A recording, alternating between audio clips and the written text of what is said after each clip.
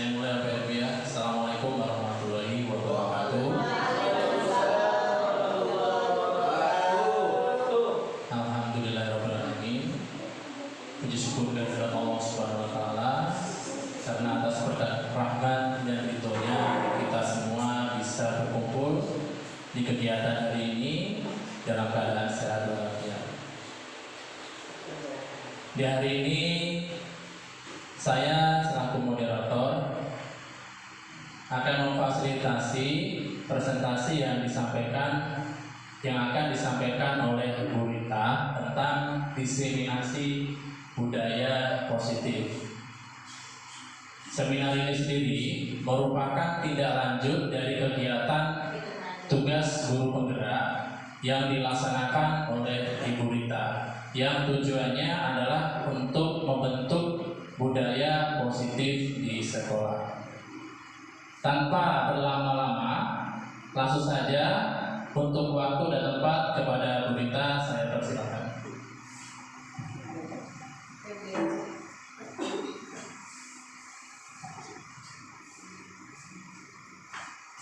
Terima kasih Pak Febri. Assalamualaikum warahmatullahi wabarakatuh. Saya juga terima kasih untuk Bapak Ibu semua yang mau dan sudi untuk hadir dengan saya, yaitu tentang diskriminasi budaya positif. Diskriminasi mungkin belum sudah saya tahu ya Bu. Ini kalau gambarnya semacam pembebasan gitu. Saya share berbagai pengalaman kepada Bapak Ibu semua tentang materi yang sudah kami pelajari, yaitu tentang budaya positif. Kebetulan ini ada di materi terakhir di modul 1 atau titik 4. Terima kasih Pak Moderator. Oke, next, langsung saya lanjut aja. Saya dan Pak Febri kebetulan kami sama-sama dari CGP Angkatan 7 dari Semangat Propo. Jadi diharapkan apa yang kami berikan pada hari ini bisa bermanfaat untuk Bapak Ibu semua dan dipraktikkan di kelasnya masing-masing. Siap. Terima kasih besar juga untuk support tim saya, Bapak Agung Santoso sebagai fasilitator, beliau dinasnya di Malang sebagai pengawas, kemudian pengajar praktik saya Bapak Solan Arif, dinasnya di SD Propo sini. Ya. Ini adalah pembahasan yang akan saya sampaikan. Jadi lumayan banyak, lumayan panjang. Jadi saya harapkan Bapak Ibu betah duduknya, betah mendengarkan materi saya. Mungkin nanti nggak mendengarkan aja, tapi nanti akan ada pancingan-pancingan untuk game, untuk permainan, ya.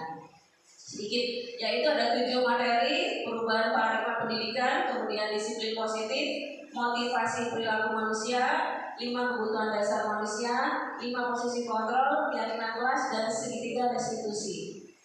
Lumayan berat materinya gitu. Kalau di saat kami pelatihan biasanya sekitar setiap materi itu tiap modul ada sekitar 2 minggu. Tiap modul ada 2 minggu, 1.1 2 minggu, 1.3 2 minggu, seperti itu.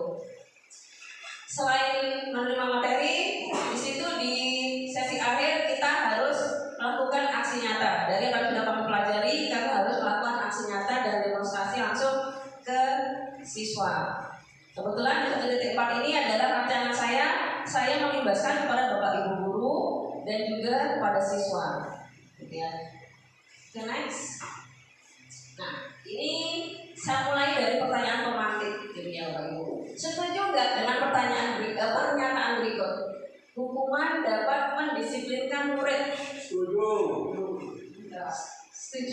Setuju berapa orang? Saya setuju nomor 2. Yang nomor 1 setuju nomor 1? Setuju nomor 1. Oke. Yang nomor 2, pemberian hukuman dengan hal positif seperti membaca atau membersihkan halaman dapat mendisiplinkan murid. Setuju nggak? Setuju. Memberikan hadiah dapat memotivasi murid. Setuju nggak? Setuju. Masih yang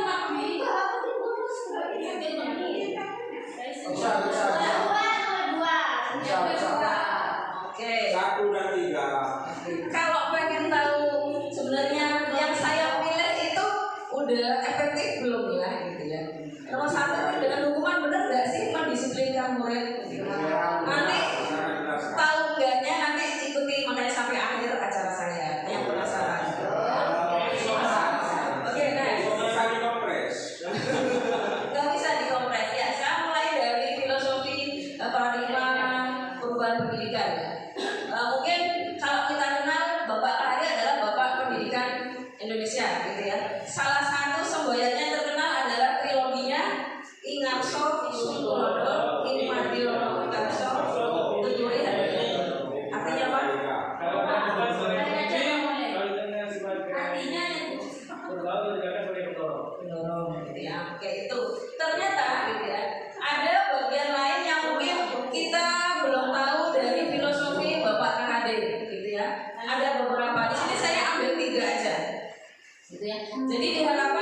dengan memahami filosofi Bapak KHD, kita bisa merubah mindset kita tentang pendidikan selama ini.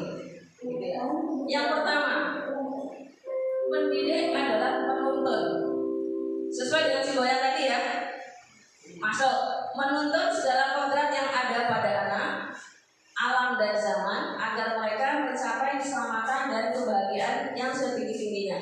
Di sini ada tanda kurung kodrat alam dan zaman, gitu ya. Jelas di sini zaman kita dulu sekolah dengan zaman sekarang, anak-anak sekarang udah beda zamannya. Sekarang udah zaman teknologi. Jadi kita dalam mendidik juga harus menyesuaikan dengan keadaan zaman sekarang. Kalau alam, pastinya kita mengajar di daerah pertanian pasti beda jika kita mengajar dengan daerah nelayan. Daerah pegunungan itu pasti beda karakter anaknya. Jadi kita harus menyesuaikan. Jadi kita nggak bisa memaksa kamu harus ikuti saya, nggak bisa ya. Kita harus ingat itu adalah adalah sebagai penuntun. Ya. Kemudian yang kedua, pendidikan adalah menghamba pada murid. Jadi menghamba itu dimaksudkan bukan kita nyembah-nyembah ke anak, itu tidak, gitu ya, bukan. Tapi pendidikan itu haruslah berpihak pada murid sesuai dengan minat, bakat dan kemampuannya, gitu ya. Kemudian yang ketiga, pendidik adalah petani. Jadi sekolah itu ibaratkan adalah tanahnya, lahan. Kemudian murid adalah benihnya. Toh kita sebagai petani, gimana sih sekiranya kita bisa menghasilkan panen yang banyak, yang bagus, yang besar-besar padinya, yang nggak ada ulatnya? Kita kan pasti punya tips sendiri, ya. Nah seperti itu, kita itu adalah petani. Jadi murid adalah benihnya, gitu ya. Oke, next. Nah dari uraian tersebut, gitu ya, guru harus mengusahakan sekolah dari lingkungan yang menyenangkan, menjaga dan melindungi murid-murid dari hal-hal yang tidak baik. Dengan demikian, karakter murid akan tumbuh juga dengan baik. Sebagai contoh, murid yang tadinya malas jadi semangat, gitu ya. Kemudian bukan kebalikannya, murid akan mampu menerima dan menyerap suatu pembelajaran dan lingkungan di sekelilingnya terasa aman, nyaman dan menyenangkan, gitu ya. Kemudian jika murid itu mengalami tekanan-tekanan, pastinya proses pembelajaran tidak akan berjalan dengan lancar, gitu ya. Itu kemarin saya sempat ngobrol sama anak-anak, ada nggak di sini guru yang suka menekan-nekan? Ada bu, gimana perasaan kamu? Gak enak bu, seperti itu. Masuk nggak materinya? Gak masuk bu, cuma sekedar duduk aja bu. Seperti itu dari siswa. Ya. Oke, next. Nah, ya betul. Nah, bikin supaya kelas itu menyenangkan itu yang tugas kita yang agak sulit, gitu ya. Oke. Salah satu tanggung jawab guru adalah bagaimana menciptakan suatu lingkungan yang positif. Jadi semua warga sekolah itu harus saling bekerja sama, saling mendukung, saling belajar sehingga tercipta kebiasaan-kebiasaan yang baik. Gitu ya. Nggak bisa satu orang melakukan kebaikan tapi nggak diikuti yang lainnya, maka siswa kan begitu aja nggak pelan misalnya datangnya misalnya gitu ya. Iya ini kelas tapi itu banyak teman tuh misalnya begitu. Jadi kita harus sama-sama gitu ya, sehingga kebiasaan-kebiasaan baik akan tumbuh menjadi karakter-karakter yang baik gitu.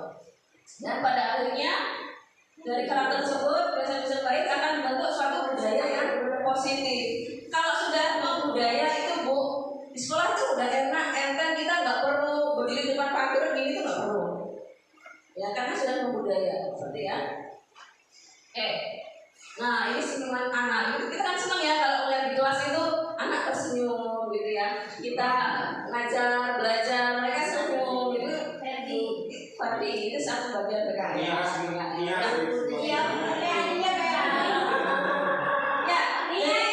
Tanggung jawab kita itu adalah menghilangkan atau mencabut gangguan-gangguan yang menghalangi proses pengembangan potensi murid tadi.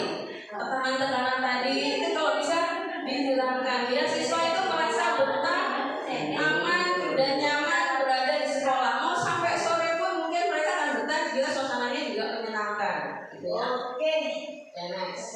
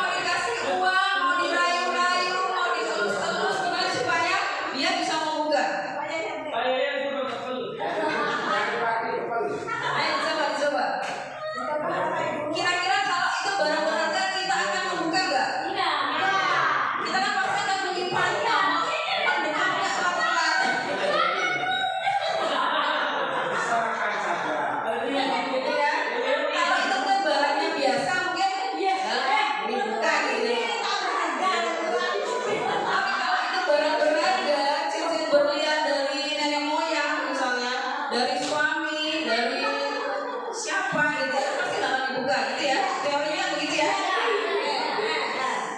Cocok itu. Nah, sekarang ada nggak yang membuka? Tidak. Kira-kira ada nggak yang mau membuka kepala tadi? Apa alasannya? Privasi. Karena sangat berharga. Sangat berharga. Ya, orang Kan lain pasti tidak tahu akan ditutup rapat gitu ya. Oke.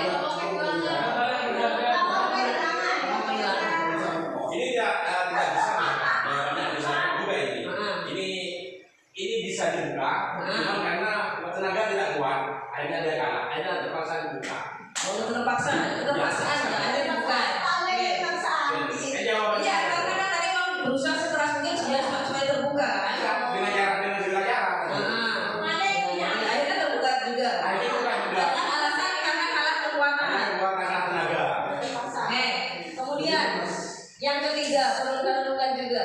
Kira-kira yang punya kendali buka tutup itu siapa? Kita sendiri. Kita sendiri atau orang lain? Kita sendiri ya. Kita sendiri. Walaupun terbuka dia tadi itu. Karena kekuatan gitu ya. Oke. Mana? Iya.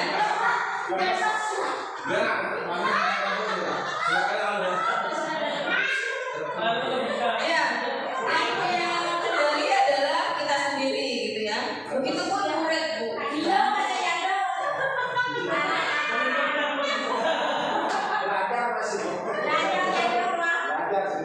Ya, begitu kan siswa gitu ya. Siswa. Kita mungkin secara nggak sadar kita berusaha untuk mengontrol siswa. Kamu jangan sampai datang telat, gitu kan ya. Ya, kita maunya mengontrol siswa. Oke, mungkin dia hari ini terkontrol dengerin, tapi itu nggak akan lama. Nanti begitu bukunya hilang dikeluarin lagi bajunya, kan gitu ya. Nah, seperti itu.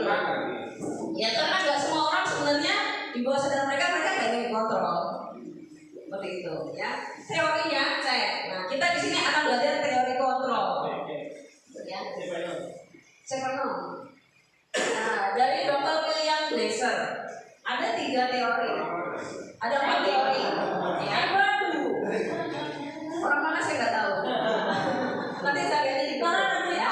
Yang pertama ilusi guru mengontrol murid. Nah ini kita, gitu ya.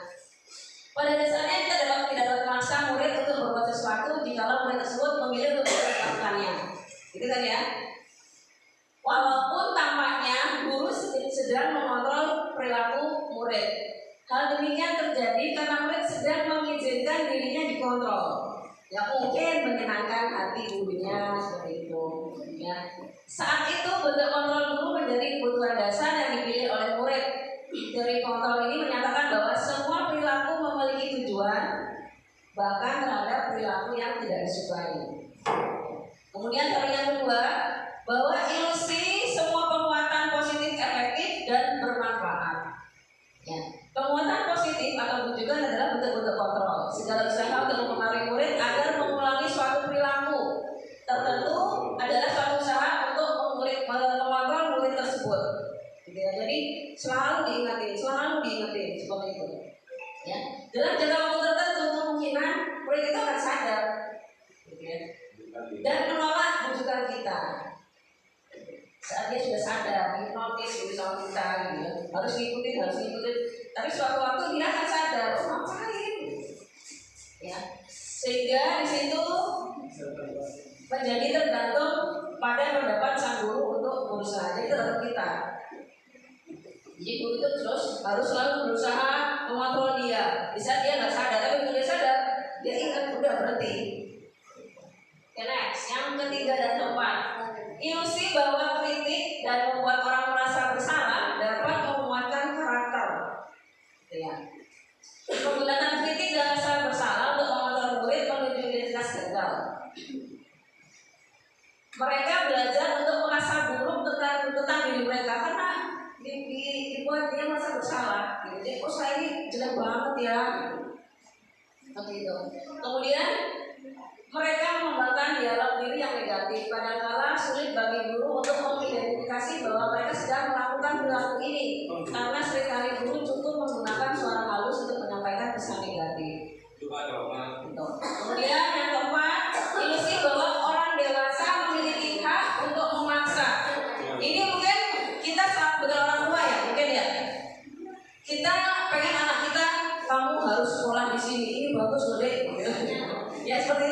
Saya juga gitu. Kayak sekolahnya ini bagus ini, meskipun mahal ini bagus, misalnya begitu. Jangan dari sana. Pak, saya mondok, kamu harus mondok, karena yang mau mondok misalnya. Atau saya mau mondok, tapi orang tuanya gitulah. Kita kadang-kadang memaksa kepada orang. Mas ada, gitu ya. Ya. Orang dewasa memiliki tanggung jawab untuk membuat murid-muridnya berbuat hal tertentu. Apapun yang dilakukan dapat terima selama ada sebuah kemajuan berdasarkan sebuah pengakuan kinerja. Pada saat itu pula orang dewasa akan menjadi beberapa mereka memaksa tidak akan efektif, gitu ya. Tidak akan efektif. Oke, next itu tentang teori kontrol.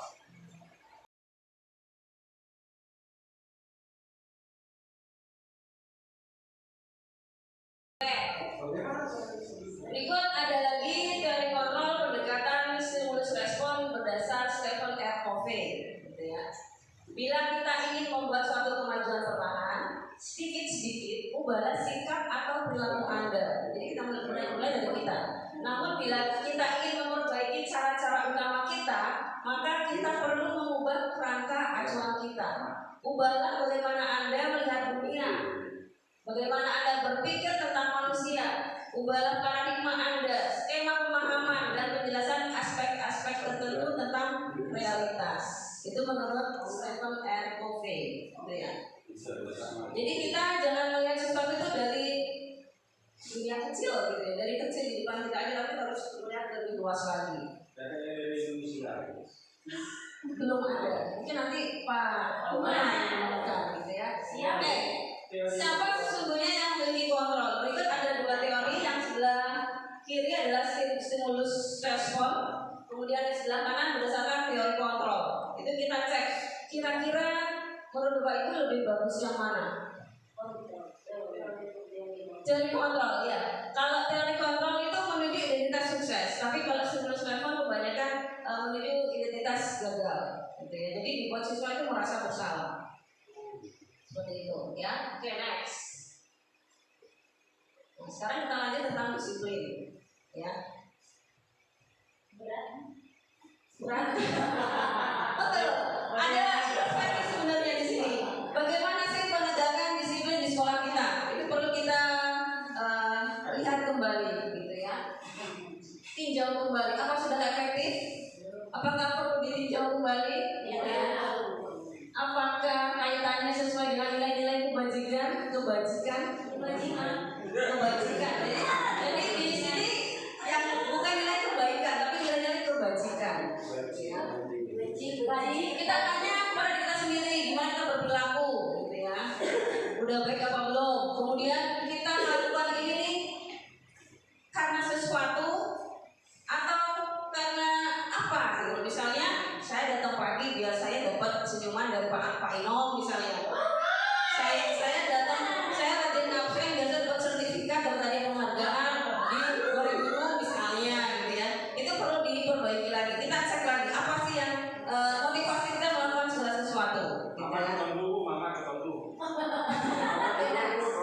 Nah, sini masuk ke materi disiplin.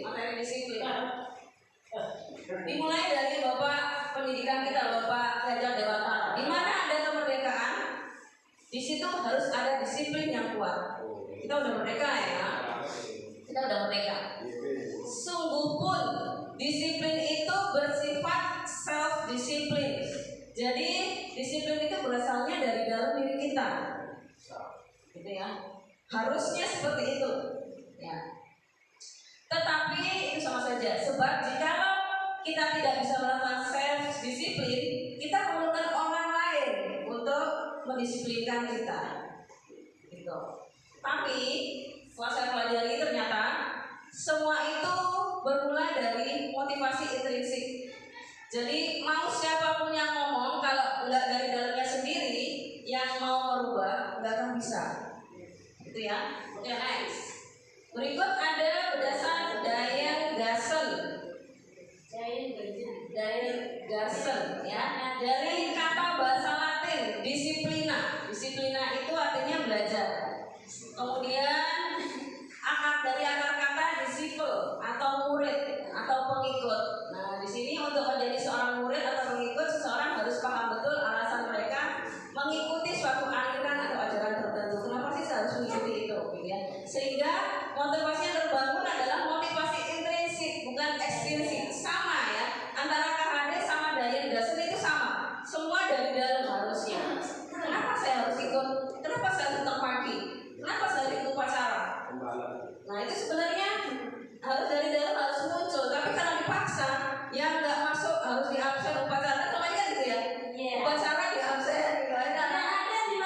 dengan keterpaksaan.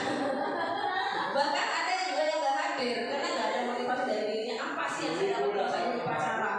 Mereka belum sadar, belum tahu gitu ya. Itu adalah tugas kita. Kemudian disiplin juga berkonotasi dengan disiplin diri dari murid-murid Sokrates dan Plato. Jadi disiplin diri dapat membuat seseorang menggali potensinya menuju kepada sebuah tujuan, sesuatu yang dihargai dan bermakna. Itu menurut Sokrates dan Plato. Dari dengan kata lain, seseorang yang memiliki disiplin berarti dia bertanggung jawab terhadap apa yang dilakukan, gitu ya. Berdasar pada nilai-nilai kebajikan universal. Ya. Apa sih nilai-nilai kebajikan universal? Mungkin tentang kayak ada keselamatan, disiplin, menghargai, itu namanya kebajikan universal dan banyak lain. Nanti dicek di Google aja. Ya. Oke, next. Nah ini adalah kebajikan, gitu ya. Pengertiannya seperti itu. Nilai-nilai yang disepakati bersama. Itu namanya nilai kebajikan. Jadi nilai-nilai ini merupakan payung besar dari sikap dan perilaku kita, atau nilai-nilai ini merupakan fondasi kita berperilaku. Itu namanya nilai-nilai kebajikan. Sifat positif manusia merupakan tujuan mulia yang ingin dicapai setiap individu. Jadi akhirnya dari apa yang saya sampaikan ini nanti akhirnya menginginkan siswa itu mempunyai profil pelajar Pancasila gitu ya. Sekarang kan tujuannya ke situ. Jadi mempunyai ada berarti 6 profil pelajar Pancasila akan menuju ke sana gitu ya. Ya. Oke, next lagi, nggak usah dibahas lagi nanti di belakang. Nah, gitu ya. Itu tadi tentang disiplin. Paradigma udah, disiplin udah, nilai kebajikan udah. Berikutnya adalah ini berhubungan dengan tadi pemantik yang saya sampaikan. Ya, ada teori motivasi, hukuman, penghargaan, dan restitusi. Oke, next. Teori motivasi. Ada 3 teori motivasi. Seperti tadi saya bilang, apa sih tujuan kita melakukan ini, apa untuk apa? Apa sih yang saya dapat? Apa sih yang saya, kalau saya datang pagi, apa yang saya dapat? Gitu ya. Ada 3 teori motivasi perilaku manusia. Yang pertama, menghindari ketidaknyamanan atau hukuman. Misalnya, kalau jangan Bu Indra dulu ketat banget gitu ya. Saya harus datang pagi, saya nggak telat atau dimarahin Bu Indra. Seperti itu namanya menghindari hukuman. Saya harus masuk 3 hari takut dipotong gaji saya. Gitu. Nah, itu motivasinya dilihat kembali gitu ya. Dan kata-kata yang muncul, kata kuncinya biasanya apa yang terjadi pada saya jika saya tidak melakukannya. Dipotong gaji, dimarahi, ditegur gitu ya. Itu yang pertama. Itu motivasi dari eksternal. Ini motivasi terendah. Ya, kalau cuma menghindari ketidaknyamanan, bukan itu motivasi terendah gitu ya. Motivasinya dari luar karena dia takut dihukum. Kemudian yang kedua, untuk mendapatkan imbalan, dapat penghargaan misalnya, reward, ya seperti itu. Siapa yang maju, siapa bisa maju, saya kasih hadiah. Jadi dia mau bergerak jika ada hadiah, seperti itu. Biasanya kata kuncinya adalah apa yang saya dapat jika saya lakukan. Seperti hari ini ya, ada intinya enggak apa?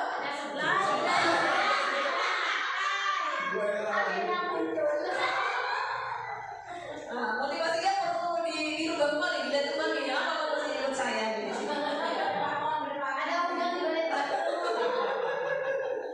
Yang ketiga adalah untuk menghargai diri sendiri. Ya. Saya ikut grup penggerak karena saya pengen mengembangkan diri saya. Saya selama ini nggak merasa saya belum merasa belum benar yang terbaik untuk sekolah saya. Jadi saya harus ikut pelatihan guru penggerak biar saya bisa mengembangkan diri, bisa melakukan kegiatan sekolah ke arah yang lebih positif lagi, lebih baik lagi. Nah itu ya. Nah yang ketiga ini motivasi terbaik karena munculnya dari dalam diri kita. Jadi mau ada apapun dia nggak akan goyah karena munculnya dari dalam sendiri, gitu ya. Kata kuncinya biasanya adalah saya akan menjadi orang yang seperti apa bila saya melakukan melakukannya. Nah, sekarang kira-kira Bapak Ibu kalau melakukan sesuatu kira-kira motivasinya yang mana nih? 1, 2, atau 3? Ada semua ya?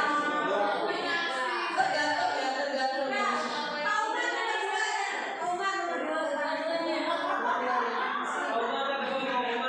Mendapat imbalan.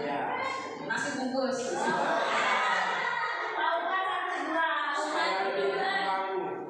Nah, untuk yang ketiga ini nantinya akan menumbuhkan disiplin positif, gitu ya. Oke, next. Ini contoh kasus lagi, silakan dipikirkan. Ada kasus seperti di depan. Iva kurang menguasai pelajaran matematika, sehingga pada saat pelajaran tersebut dia lebih banyak berdiam diri atau menggambar di buku pelajarannya. Pada saat guru matematikanya Pak Seno menanyakan pertanyaan, Iva jadi gugup dan tak sengaja menjatuhkan tasnya dari kursi, serta tiba-tiba menjadi gagap saat menjawab pertanyaan tersebut, gitu ya. Otomatis teman-temannya tertawa, gitu ya, melihat Iva. Kemudian Pak Seno membiarkan. Lalu Pak Seno menyuruh Iva maju ke depan, berdiri di depan kelas sambil menunjuk hidungnya karena nggak bisa menjawab pertanyaan. Makin gaduh anak-anak menjadi ketawa. Ya, oke, next. Nah, selanjutnya, apakah Anda setuju dengan tindakan Pak Seno terhadap Iva? Kenapa? Karena menjatuhkan harga diri. Menjatuhkan harga diri. Ya. Berapa? 500. Berikutnya, menurut Anda tindakan Pak Seno terhadap Iva adalah sebuah hukuman atau konsekuensi? Hukuman. Kenapa kok hukuman? Kenapa kok jadi hukuman? Karena cenderung menekan. Memberatkan. Oke, gitu ya. Oke, nanti di sini kita udah dari motivasi, kita lanjut berikutnya ke hukuman dan konsekuensi. Oke, next. Kita coba cek.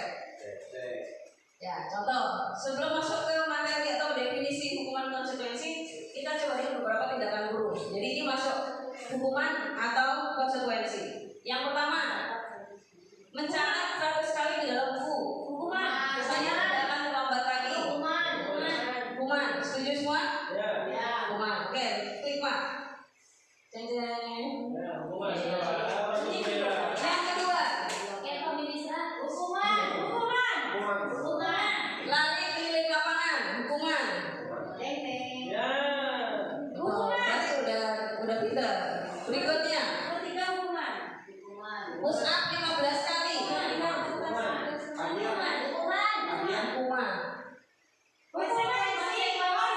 Berarti kertas tugas rumah yang dicoret-coret.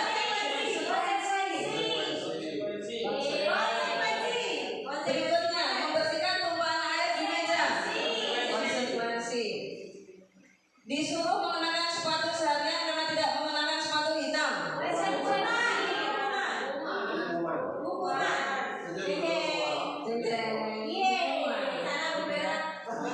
Lari keliling basket, lapangan basket. 15-10 menit.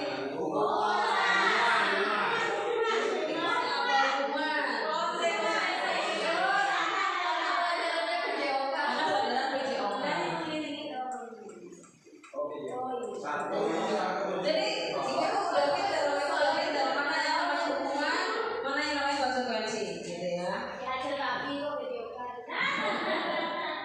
Oke, next. Nah, di sini perbedaan antara hukuman dan konsekuensi. Gitu ya, ada beberapa. Hukuman itu biasanya sesuatu yang menyakitkan harus terjadi. Gitu ya. Harus keliling lapangan, misalnya. Harus menghormat hadap ke atas di tengah lapangan. Itu biasanya ada sesuatu yang menyakitkan pada hukuman. Tapi kalau konsekuensi, sesuatu harus terjadi karena akibat dari yang dilakukan. Ya. Kemudian biasanya membuat anak sakit dalam waktu yang lumayan lama. Tapi kalau di konsekuensi mungkin nggak nyaman tapi di waktu pendek, gitu ya. Saat anak-anak dipanggil depan kelas dimarahi sama kita, gitu ya. Kira-kira kalau kita sebagai anak tersebut gimana perasaan kita? Kan pastinya malu, mungkin jadinya dendam gitu ya, nggak akan nyapa, sampai nanti lulus nggak akan ditoleh gitu ya. Lumayan lama seperti itu ya. Gitu. Kemudian anak membenci disiplin kalau hukuman, gitu ya. Tapi kalau konsekuensi anak lebih menghargai disiplin.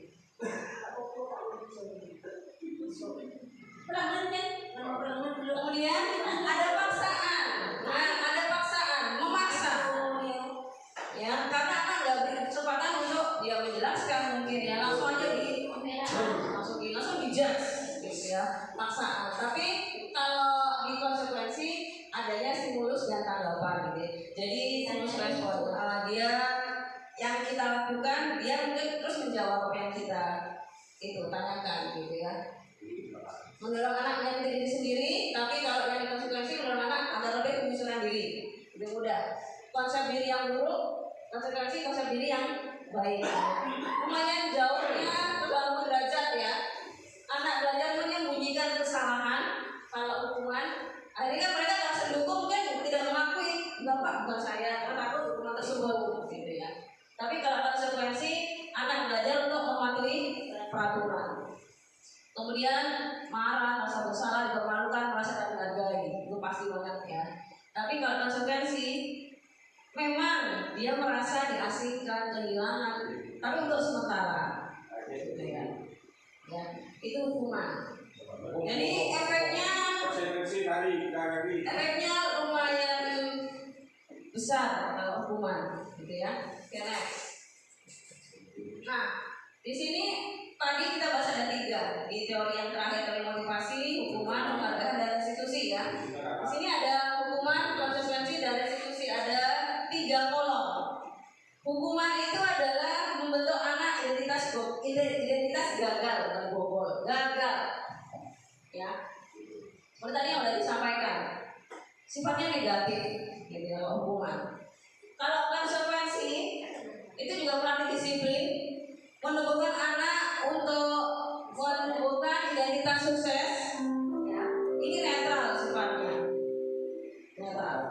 Tapi kalau restitusi itu udah positif, kemudian identitasnya menunjukkan identitas sukses, jadi bagus banget restitusi. Jadi paling baik itu ada di sebelah kanan, restitusi.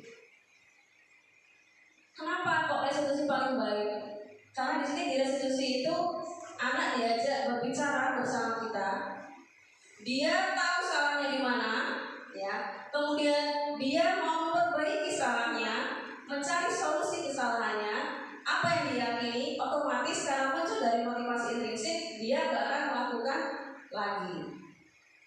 Kenapa di sini restitusi paling kanan positif, gitu ya. Jadi kedepannya mungkin jika bisa yang menerapkan selama ini di sekolah kita, gitu ya. Ya, saya dulu memang juga mindset saya masih hukuman adalah solusi terbaik. Ada solusi terbaik bagi saya dulu. Tapi setelah saya belajar ini, saya melakukan adalah salah, gitu ya. Akibat saya itu karena saya marah, saya berhasil memberhentikan satu anak karena saya marah. Ya sebenarnya saya nggak marah, gitu ya. Cuma dia mengambil sesuatu tanpa sepengetahuan saya, walaupun itu punyanya, tapi kan otomatis saya sebagai yang merampas dia di awal, kan pasti mana yang ngambilnya, kok hilang, gitu ya, pasti kan bingung. Ternyata diketahui dia sendiri yang ngambil, tapi tidak izin di saya. Saya marahin, mana HP-nya, gitu aja. Tapi karena tragedi itu dia akhirnya berhenti nggak kembali ke sekolah. Itu saya merasa bersalah banget, gitu ya. Jadi apa yang saya lakukan pastinya udah salah besar karena menghukum siswa. Walaupun mungkin bukan saya membela diri, mungkin saya lakukan adalah benar menurut saya karena saya tidak ingin HP-nya orang hilang di tangan saya, seperti itu. Ya, oke, next. Nah, ini dari tadi kesimpulannya apa sih hukuman? Hukuman itu sifatnya adalah satu arah ya, biasanya langsung ditentukan oleh guru, nggak ada komunikasi, nggak ada tiba-tiba aja, gitu ya. Itu hukuman. Sifatnya memaksa. Ya, sifatnya memaksa. Biasanya ciri-cirinya itu matanya membelalak, suaranya keras sekali, gitu ya, nadanya tinggi, seperti itu hukuman, ya. Oke, next, berikutnya konsekuensi. Apa sih konsekuensi? Nah, konsekuensi ini lebih enak, lebih terencana. Murid tahu apa yang dilakukan salah, kemudian konsekuensinya apa dia sudah tahu. Jadi, iya, jadi jalannya sudah dua arah, ini lebih enak. Jadi saat dia dihukum karena kesalahannya, dia menerima dengan sadar diri, gitu ya. Oke, next, berikutnya.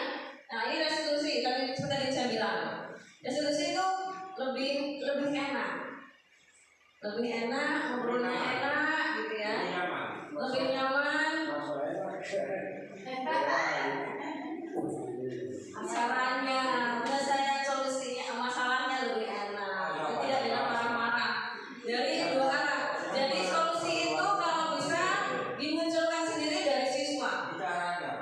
Ya, dimunculkan sendiri dari siswa. Itu namanya restitusi.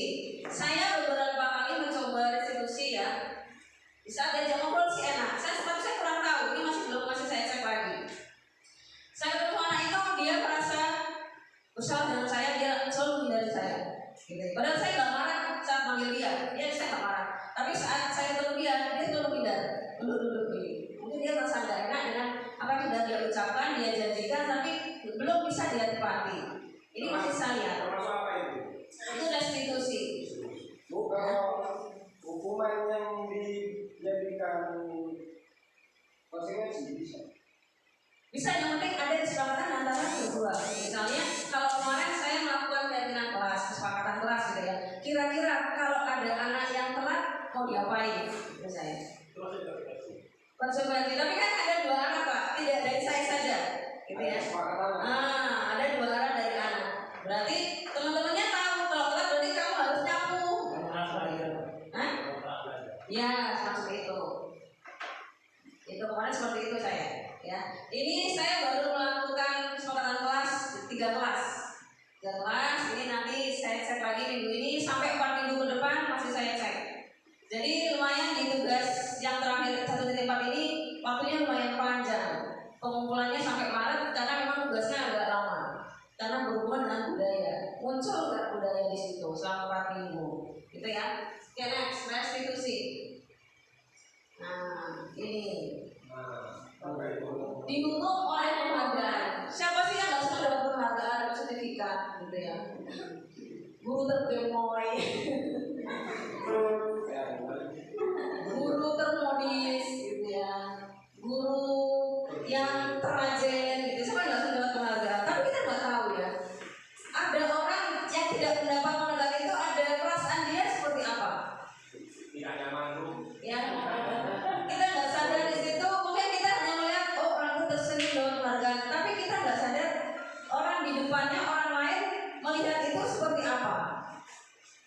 Gitu ya. Ya, di situ ada 7 efek dari pemberian penghargaan. Lumayan banyak efeknya, gitu ya. Ada penghargaan yang efektif, ada berpengaruh jangka panjang, bisa jangka panjang, bisa jangka pendek, kemudian merusak hubungan, kemudian mengurangi ketepatan, menurunkan kualitas, mematikan kreativitas, dan penghargaan yang menghukum. Jadi ya, itu efeknya dari pemberian penghargaan. Mungkin penghargaan itu berhasil bisa membuat orang mengerjakan soal ke depan, gitu ya. Saat dia mendapat penghargaan, saat dia maju dia dapat penghargaan. Tapi terus dia pengen maju lagi, harus ada penghargaan lagi. Dia mau maju harus ada penghargaan lagi. Seperti itu. Jadi dalam jangka panjang itu nggak akan berfungsi, nggak akan efektif. Kemudian penghargaan nggak efektif. Nah, bawahnya penghargaan nggak efektif. Ya. Sama kayak tadi, ya. Dia selalu mengharap adanya penghargaan. Jadi di saat dia tidak mendapatkan penghargaan, ya sudah, saya sudah menyerah, saya sudah nggak dapat. Atau setelah menggebu-gebu, ternyata kita nggak dapat juara 1. Apa yang salah? Tanya kan udah diganda sendiri. Gitu ya. Kemudian penghargaan itu dapat merusak hubungan, Kok bisa? persaingan. Yang tidak. Nggak sadar kan? Kita nggak sadar ya. Kita nggak sadar bahwa merusak. Karena yang dapat penghargaan itu dia senang, senangnya dia nggak tahu ada orang yang tersakiti. Padahal saya juga berusaha. Kenapa dia yang dapat? Saya sudah habis banyak ini, tapi saya kok nggak dapat. Kita nggak sadar itu. Tapi yang menerima senang-senang aja, dipuji, ditepuk tangani, senang aja. Ya, namanya manusia. Ya. Kemudian penghargaan mengurangi ketepatan. Ya, ini kalau dicontoh itu ada beberapa riset, gitu ya. Di saat anak-anak disuruh milih huruf-huruf, gitu ya, yang bisa milih huruf vokal ibu kasih hadiah. Tidak bisa gitu. Yang nggak bisa nggak diberi hadiah. Ternyata, gitu ya, ternyata berdasarkan riset itu yang dapat hadiah itu justru yang nggak bisa sebenarnya. Menurut riset, ada 2 riset di sini hampir sama risetnya, gitu ya. Ya. Jadi seperti itu. Iya, yang itu perhatian. Kemudian penghargaan itu bisa menurunkan kualitas. Kok bisa? Kok bisa? Nggak mau berkembang akhirnya. Rasa puas. Iya sudah dapat. Tapi yang belum dapat itu sama dapat Pak. Tapi itu dapat cuma segitu aja. Saya bisa beli. Nah, ya. Saya sudah punya. Iya. Ya, kemudian ada lagi penghargaan mematikan kreativitas, ya hampir sama. Puas. Kemudian iya merasa sudah dapat, gitu ya. Kemudian penghargaan menghukum. Penghargaan yang menghukum ini yang sakit banget, gitu ya. Memang maksudnya. Kita sama-sama berlomba, gitu ya. Yang sakit ternyata yang dapat, misalnya Bu Era juara 1, saya juara 2. Yang sakit banget tuh saya, gitu. Saya itu banget. Terus saya juga berusaha, tapi saya nggak dapat. Kan rasanya ngenes banget, gitu ya. Jadi kita yang nomor 2 ini merasa dihukum oleh penghargaan, karena udah berusaha keras tapi nggak dapat. Itu efeknya penghargaan.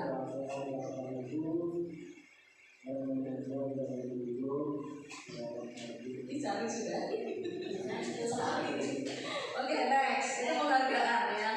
Jadi posisi hukuman dan penghargaan itu sama Bu ya, nggak efektif. Jadi nggak bisa dihukum, nggak bisa diberi penghargaan terus juga nggak bisa. Ada restitusi. Apa nih? Restitusi ya.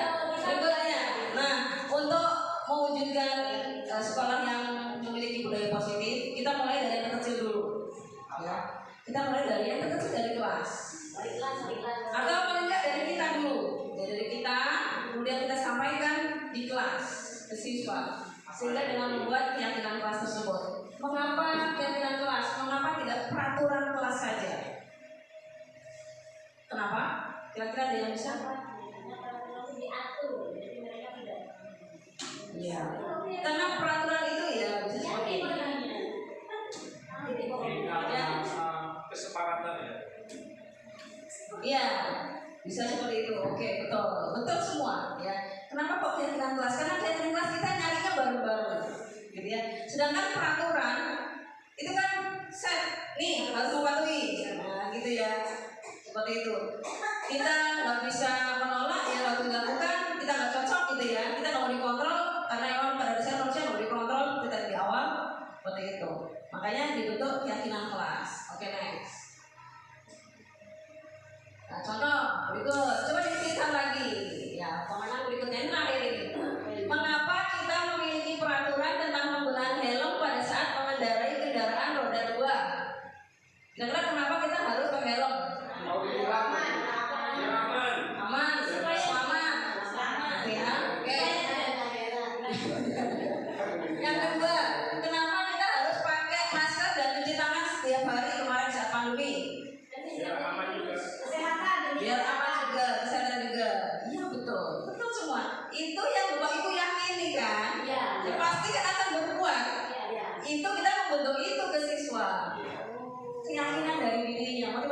dirinya, sehingga nggak perlu diajarin peraturan dengan bobotnya segala macam, tapi mereka udah yakin mereka akan melakukan seperti itu, ya. Oke, next.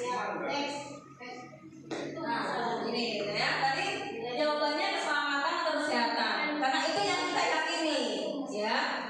Jadi pasti mau nggak mau harus pakai helm kan gitu ya, harus pakai masker, harus cuci tangan, pakai bebas dari itu, karena ada sanksi. Iya, kalau pakai helm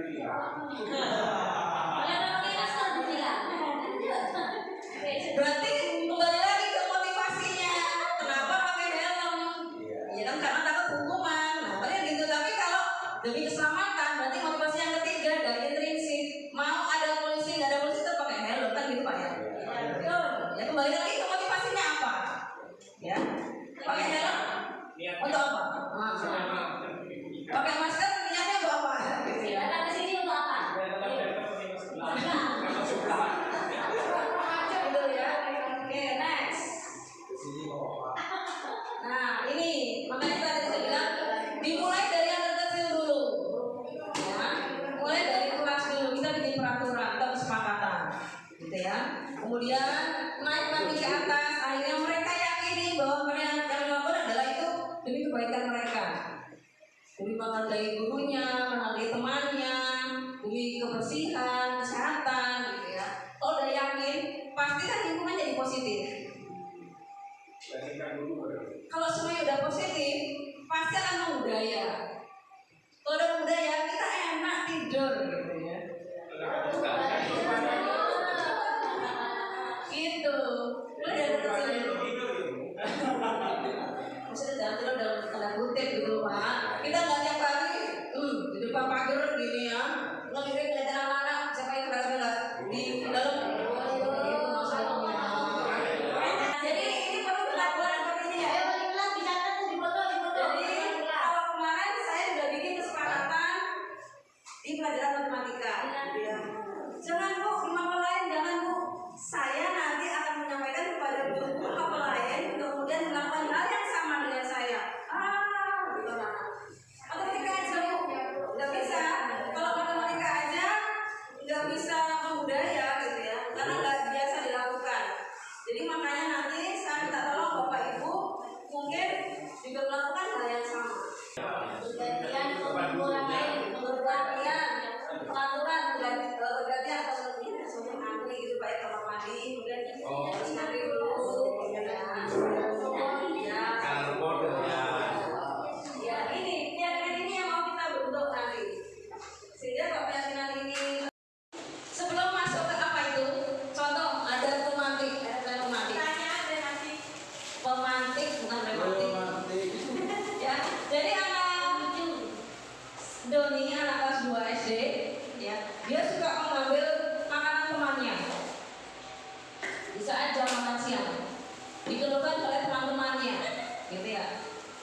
Bu Ambar sebagai guru Doni, apa yang harus dilakukan dalam menghadapi masalah Doni?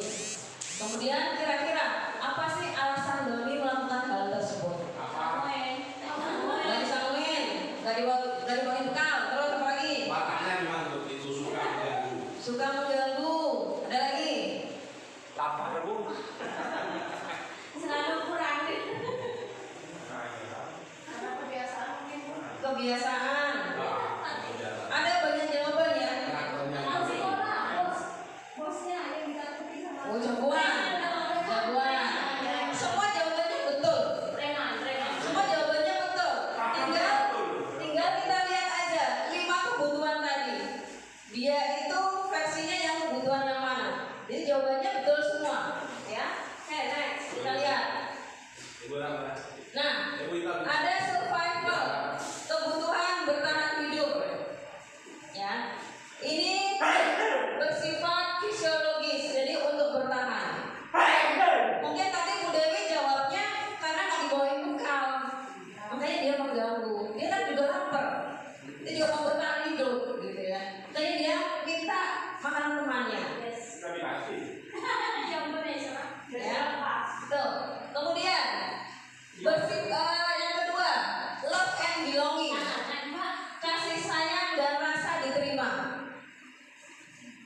ya. Karena dia tuh pengen sabar, pengen diperhatiin, gitu ya. Jadi kan kalau dia nakal, pasti gurunya perhatiin dia, gitu ya, perhatiin dia. Kemudian gurunya melapor ke ibunya kasih perhatian ke dia. Betul semua jawabannya, gitu ya. Jadi tergantung nanti kebutuhan dia yang mana. Kemudian penguasaan dari siswa dan dia meyakini mau melaksanakan waktu dari pihak yang berbuat kesalahan. Namanya dia perlu waktu untuk melakukan perbaikan tersebut, gitu ya. Next. Nah, ini yang tadi penjelasan menstabilkan identitas. Siswa itu dia merasa bersalah, merasa gagal, itu kita perbaiki dia menjadi identitas yang sukses, gitu ya. Ciri-ciri kata-katanya adalah berbuat salah itu manusiawi. Ibu dan bapak juga pernah berbuat salah. Itu ciri-cirinya, gitu ya. Kita pasti bisa menyelesaikan masalah ini. Itu ciri-cirinya menstabilkan identitas. Jadi di saat dia ketahuan telat sebagai manusia yang gagal, kita kembalikan, ya, kita positifkan dia jadi manusia atau identitas yang sukses. Ibu juga pernah salah, ibu juga pernah telat kok, tapi ibu nggak terus telat. Ibu memperbaiki kesalahan ibu. Biasanya ibu nggak telat lagi dengan cara bangun pagi. Ya, next. Memvalidasi kebutuhan, gitu ya. Jadi kenapa sih kamu melakukan hal tersebut? Ya. Apa yang penting bagi kamu? Alasannya kenapa? Gitu ya. Itu kita cari. Apakah karena dia mungkin di rumahnya nggak ada yang nganter, nggak ada yang bangunin, gitu ya. Itu kita cari. Nggak ada kendaraan. Itu nanti kita carikan solusinya di yang ketiga. Menanyakan keyakinan. Kira-kira kalau kamu sudah bangun pagi, biar nggak telat ke sekolah, terus gimana caranya? Seperti itu. Itu kita tanyakan, ya. Ban bocor. Ya. Ya, itu kita kaitkan dengan nilai-nilai kebajikan. Nanti di akhir jangan lupa kita kasih penguatan.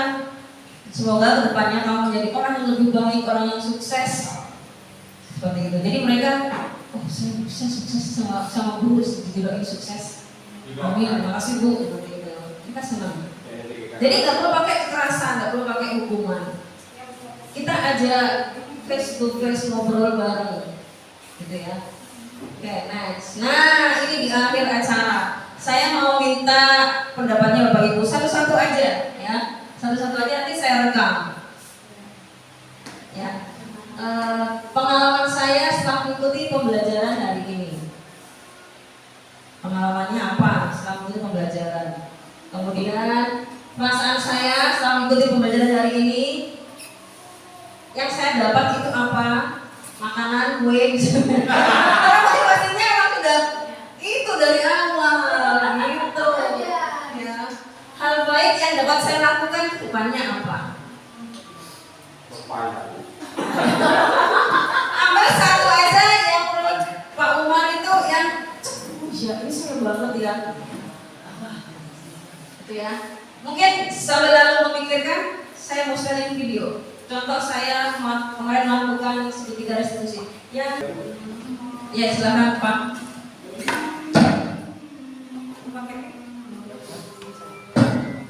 Kadang kita tuh jumpain anak tuh beda-beda kan.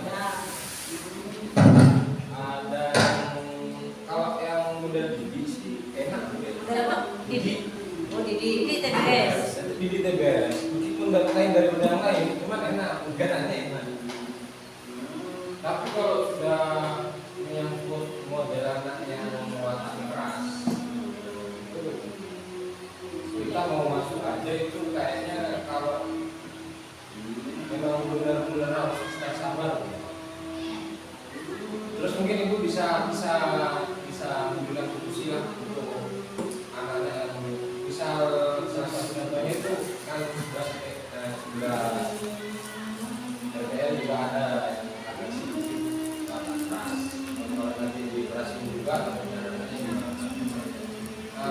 mungkin ada metode yang lebih banyak dengan anak-anak dan seperti demikian.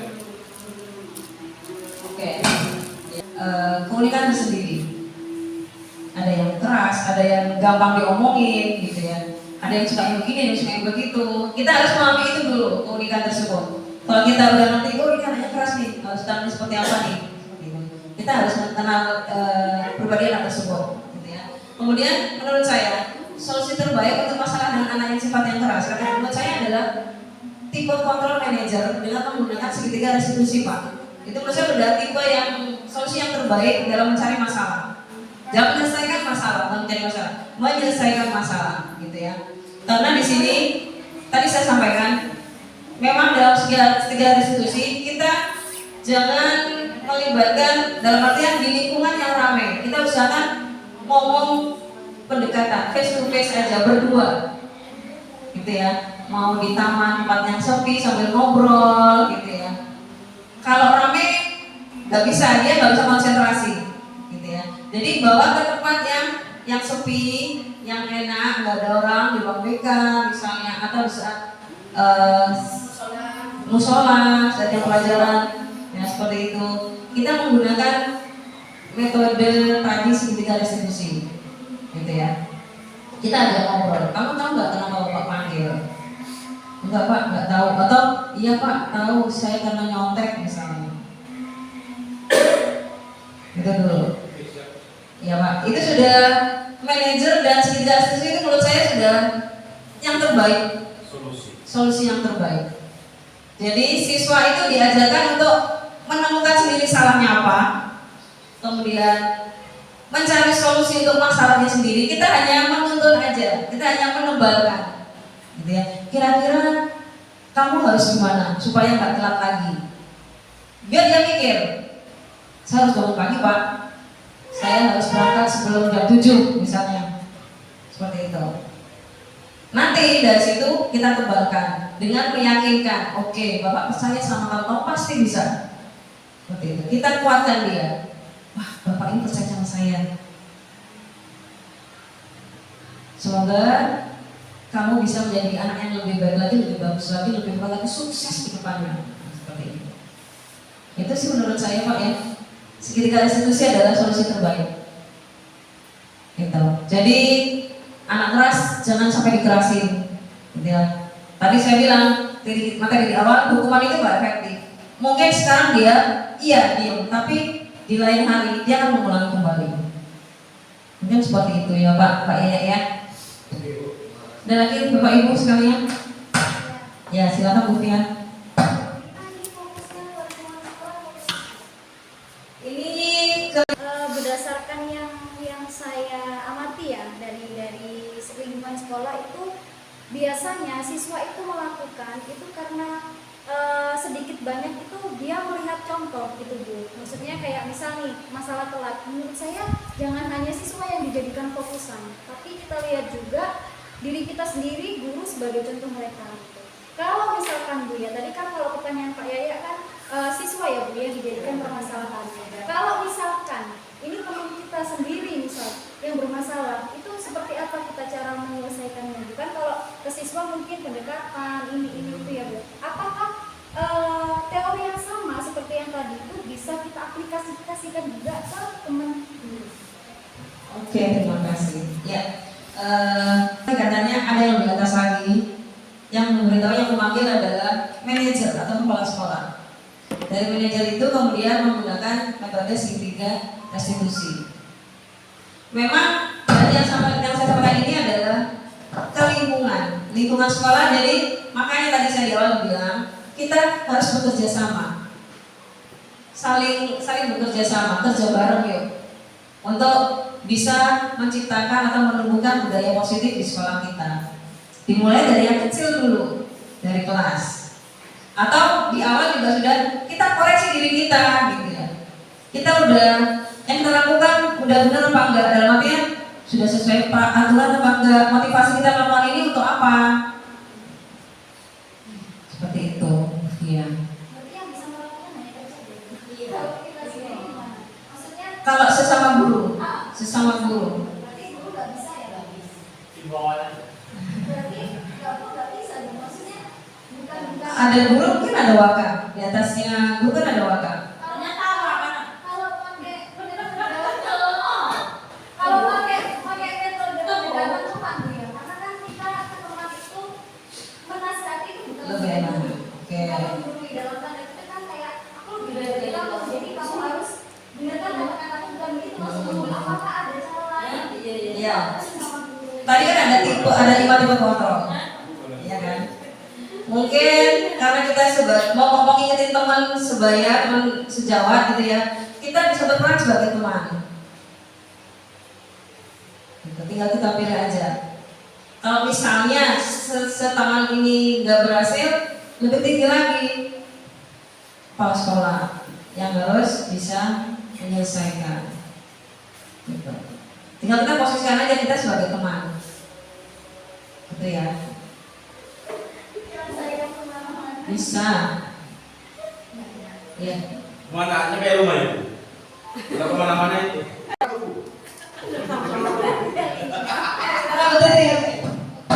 Kalau misalkan ada salah satu siswa yang bermasalah gitu, terus ada gurunya juga yang mengatasi salah satu guru yang mengatasi siswanya, mereka sudah yakin dengan kesalahan mereka gitu. Siswa itu sudah yakin dengan kesalahan dia gitu. Tetapi ya bu besok gak mau ulang lagi. Gurunya tuh sudah yakin, ya nah itu udah ini udah sadar gitu. Tapi biasanya ngulang lagi. Bagaimana guru-guru itu menindaklanjuti anak tersebut kalau solusinya sudah diberikan tapi ngulangnya lagi gitu. Ngulang lagi gitu bu. Iya. Saya ingat nanti jawabannya pertanyaannya Bu Pia ya. Guru itu adalah contoh, gitu ya. Di guru dan ditiru ya. Ya kita harus mencontohkan yang baik supaya siswa juga nyontohnya juga yang baik-baik gitu ya. Untuk siswa yang udah yakin ya dengan kesalahannya, dia udah mau berubah, ternyata besoknya masih mengulangi lagi. Memang segitiga restitusi itu tidak selalu yang terbaik. Dalam artian nggak dipatenkan ini bisa menyelesaikan masalah, tidak, gitu ya. Cuma memang di antara sekian banyak itu ini adalah yang baik, yang enak karena semua keluarnya dari siswa. Tapi sudah, cuma siswa nggak berubah, itu gimana? Ini namanya ada yang namanya refleksi dan evaluasi. Karena kan Deva dengan guru itu juga manusiawi kan bu. Kita memberikan solusi, motivasi. Tapi kalau kita sudah maksimal, sudah berusaha gitu ya. Iya. Ada refleksi dan ada evaluasi. Jadi mungkin dari apa yang sudah saya lakukan kemarin itu masih ada yang kurang. Ajak ngobrol lagi. Kamu katanya kemarin mau berubah, tapi kok ibu lihat kok masih belum ada perubahan. intinya menindaklanjuti. Iya. Seperti itu. Ya. Jadi kita refleksi kembali. Kemudian apa sih yang kurang dari permasalahan kemarin, solusinya apa yang kurang kita cari kembali. Kemudian kita evaluasi, kita perbaiki lagi. Panggil lagi bapak, ajak ngobrol lagi, ajak ngobrol terus. Jangan berhenti untuk ajak ngobrol. Semuanya diserahkan Apa dari gurunya gitu ya.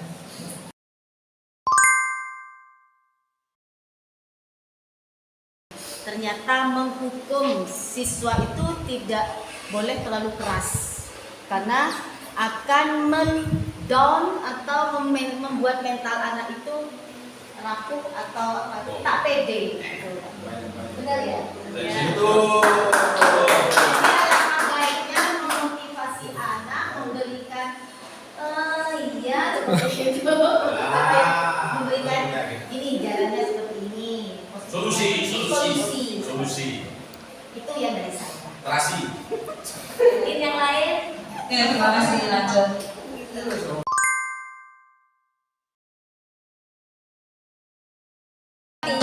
Setelah Saya saya mendengarkan dari awal sampai akhir, yang saya dapati yaitu antara memberikan hukuman dan penghargaan itu sama-sama memiliki efek atau negatif seperti itu. ternyata di antara dua ini ada satu metode yang bagus sekali untuk diterapkan, yaitu restitusi. Seperti itu. Demikian dari saya. Assalamualaikum warahmatullahi wabarakatuh.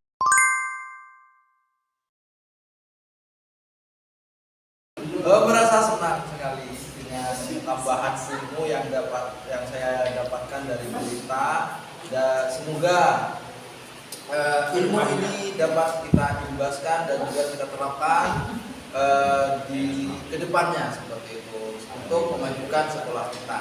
Amin, amin. Amin.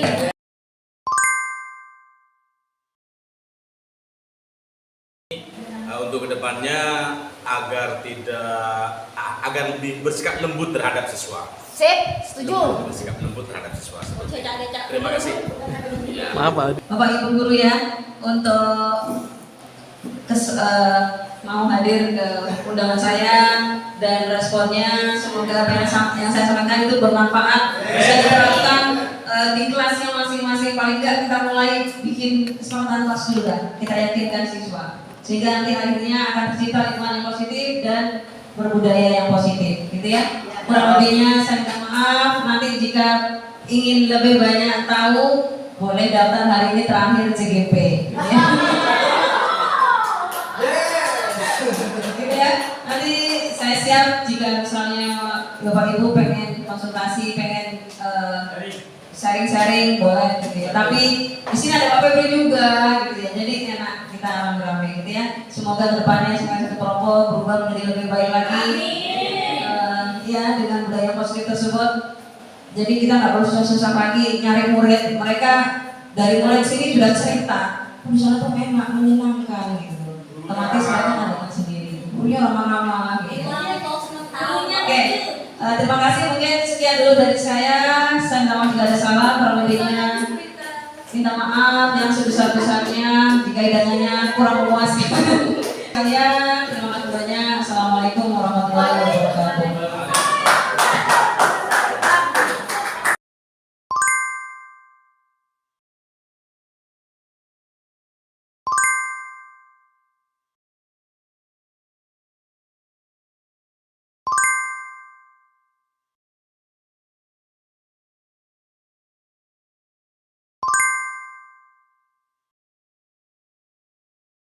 Saya sangat setuju Bu, karena saya bisa belajar menghargai orang lain dan diri sendiri dalam mematuhi kesepakatan yang sudah dibuat bersama. Sangat senang dengan adanya kesepakatan yang sudah dibuat bersama.